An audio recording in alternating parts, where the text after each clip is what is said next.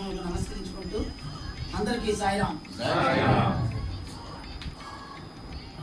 భగవంతుని లీలలు మీకు అర్థం కావు. మీ శక్తి వంచన లేకుండా కర్మలను ఆచరించండి, మీ కోరికలు వాటంతటా అవే నెరవేరుతాయి. స్వామి తెలియజేస్తున్నారు. ముందుగా ఒక మాట చెప్పారు, భగవంతుని లీలలు మీకు అర్థం కావు. అర్థం కాకే మనము ఏది పడితే అది మాట్లాడుతూ ఉంటాం. మనలో చాలామంది మనకు అన్ని కార్యక్రమాలు మనం తలుచుకున్నటువంటి జరుగుతున్నాయంటే అపారమైనటువంటి భక్తిని ప్రదర్శించేటట్టుగా ఆయన భగవంతుడు మా పట్ల ఉన్నాడు.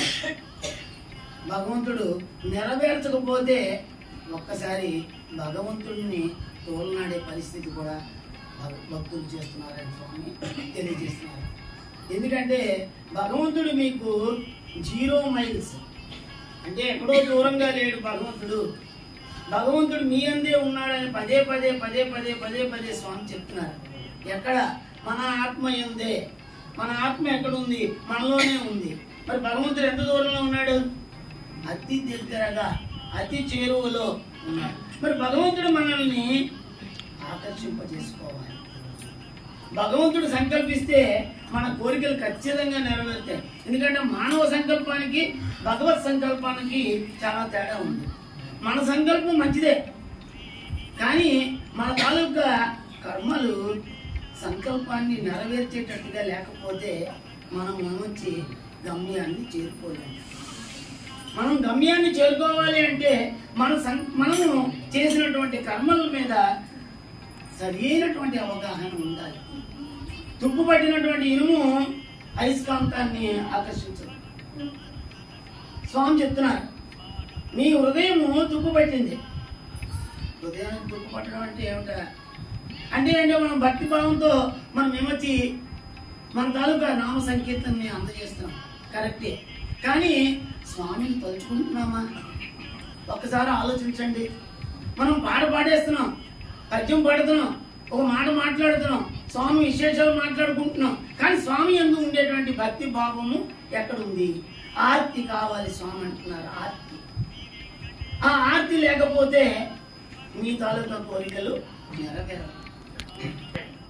మీరు సంకల్పించండి. మీ సంకల్పానికి ఖచ్చితమైనటువంటి ఒక బాట వేయండి. భగవంతుడి మీద తదేకమైనటువంటి ఏకాగ్రతను మీరు ప్రదర్శించండి. నేనున్నాను అక్కడ, మీ కోరికలు నెరవేరుతాయి. అంతేగాని మనం ఏమొచ్చి ఎందుకు వస్తున్నామో తెలియదు, మన సంకల్పం ఏమిటో తెలియదు, మనం మాత్రం అన్నీ పాల్గొంటున్నాం, అన్ని సంకీర్తనలు చేస్తున్నాం, సేవలు చేస్తున్నాం. మనం సేవల్లోని కూడా మనలో ఉండేటువంటి స్వామి ఏంటి చూస్తున్నారు? మన సేవాభావంలో ఉండేటువంటి ఆర్తి అంటుంది. డబ్బులు ఇచ్చేసాము, అయిపోయిందా? తాంబూలాలు ఇచ్చాము, తనుకు సేవ అన్నట్టుగా. మన సేవ స్వామి ప్రతి క్షణము మనల్ని అబ్జర్వ్ చేస్తున్నారు. ఇక్కడే ఉన్నారు స్వామి. మనం మాట్లాడేటువంటి మాటకి, మనం చేసేటువంటి చర్యలకి తేడా వచ్చినప్పుడు మన కోరికలు నెరవేరు. చాలా మంది అనుకుంటూ ఉంటారు. ఎందుకంటే ఏమిటోనంటే ఎన్నాళ్ళ నుంచో 25 ఏళ్ళుగా మేము వచ్చి ఆ భక్తులుగా ఉన్నాం.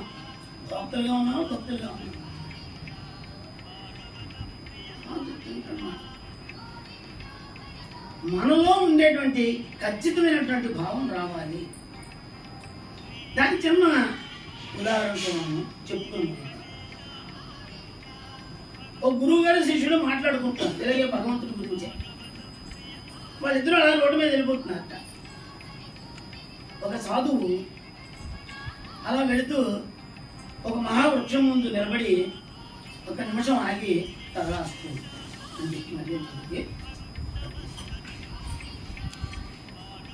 ఇదేంటిది? అక్కడ ఆ వృక్షానికి ఏమొచ్చి, ఈ సాధువు ఏమొచ్చి తదాస్తూ ఉండడం ఏమిటి? ఈ శిష్యుడికి డౌట్ వచ్చింది. గురువు గారిని అడిగాడు, అయ్యే ఏమిటిది? గురువు గారు కూడా తపోశక్తి కలిగించుకుంటారు.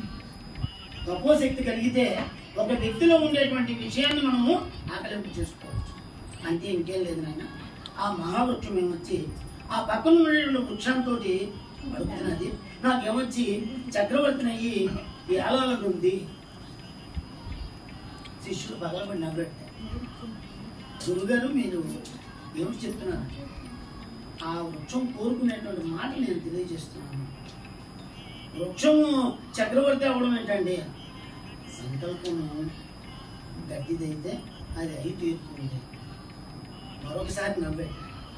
అక్కడితో అయిపోయింది. గురువు గారి శిష్యుడు వెళ్ళిపోయారు. ఆ రాత్రే సత్యం, ఆ రాత్రే పెద్ద తుఫాన్లా వచ్చింది. వృక్షము నేల కూలేసరికల్లా సరే అనుకున్నారు. ఏంటి ఇంత వృక్షం ఇదైంది? మళ్ళీ శిష్యుడు అడిగట. మహావృక్షము చక్రవర్తి అయినట్టుగా కూలిపోయింది అంటే ఆవు అన్నాడు. ఏమి సంకల్పం గట్టిది. అప్పటికే అర్థం అవ్వలేదు. సరే అని కొన్నాళ్ళు అయిపోయిన తర్వాత జరిగిపోయింది, అయిపోతున్నాయి, రోజులు కలుస్తున్నాయి. ఒకసారి శిష్యుడు పరిగెత్తుకొచ్చి, గురుగారు విన్నారా ఈ వింత? ఏమిటి? శ్రీరామచంద్రులు వారు ఏమొచ్చి అడవులు వెళ్ళిపోతున్నారు కదా, భరతులు వారు ఏమొచ్చి ఆయన తాలూకా పాదుకలను ఏమొచ్చి 14 సంవత్సరాలు పట్టాభిషేకం చేసి పాదుకలకి అవి రాజ్యం వెళ్తాయంటే చూడండి. ఇప్పుడు అర్థమైందా అన్నట్ట గురువుగారు. నాకేం అర్థం అవ్వలేదు. అర్థం అవ్వడం ఏంటి? ఆ మహావృక్షం తాలూకా కలపతోటే పాదుకలు తయారు చేసి అది రాముల వారికి తొడిగారు. రాముల వారు ఏమొచ్చి పాదుకలను తీసుకొని ఆ అన్నగారు ఏమొచ్చి అడవులకు వెళ్ళిపోతుంటే అతను సింహాసనం మీద కూర్చోవడం ఇష్టం లేక తను ధరించినటువంటి ఆ పాదుకలకే పట్టాభిషేకం చేసి 14 సంవత్సరాలు ఏలేటట్టుగా చేశాడు భరతుడు. ఇప్పుడు అర్థమైందా? సంకల్పం గట్టి అయితే మహావృక్షమైనా సరే దాని తలతో కోరిక నెరవేరింది కదా, చక్రవర్తిని అయ్యి ఏడాలని చెప్పేసి 14 సంవత్సరాలు స్వామి చెప్తూ అన్నారు. ఒక వృక్షమే కాదు, 84 లక్షల జీవరాశుల్లో ఎవరు ఏది నన్ను తలంపు చేసినా, నన్ను తలుచుకున్నా వాళ్ళ తాలూకా కోరికలు నెరవేర్చడానికి నేను ఉన్నాను. కానీ మీ సంకల్పం మాత్రము గట్టిదై ఉండాలి. జై సాయి.